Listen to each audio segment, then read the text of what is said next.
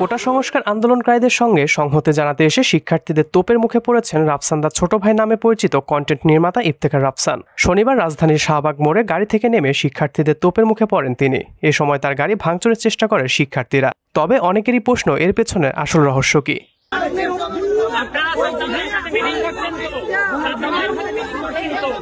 ভিডিওতে দেখা যায় শাহবাগে নেমে শিক্ষার্থীদের আন্দোলনে যোগ দিতে গেলে তাকে বাধা দেওয়া হয়। তাকে ফিরে যাওয়ার জন্য বলেন শিক্ষার্থীরা। এ সময় শিক্ষার্থীদের বলতে শোনা যায়, অনেক মানুষ আহত কিংবা নিহত হয়েছে, আপনারা শোক পর্যন্ত জানাননি। আপনারা আওয়ামী লীগের সঙ্গে মিটিং করেছেন, ছাত্রলীগ সভাপতি সাদ্দামের সঙ্গেও মিটিং করেছেন, ঘুমান, আপনারা ঘুমান। এ সময় শিক্ষার্থীরা ভুয়া ভুয়া স্লোগান দিতে থাকে। বাংলাদেশে জনপ্রিয় কন্টেন্ট নির্মাতাদের মধ্যে অন্যতম রাফসানদার ছোট ভাই। সামাজিক যোগাযোগ মাধ্যমে তার লাখ লাখ অনুসারী রয়েছে। সম্প্রতি একটি বিষয়কে ঘিরে তাকে নিয়ে সামাজিক যোগাযোগ মাধ্যমে ব্যাপক আলোচনা হয়। সামাজিক যোগাযোগ মাধ্যমে প্রকাশিত কন্টেন্টের আয়ের অর্থ দিয়ে তিনি একটি গাড়ি কিনে মা বাবাকে উপহার দিয়েছিলেন। আর এরপরেই এই আন্দোলনে এসে তিনি আবার বিপাকে পড়েছেন।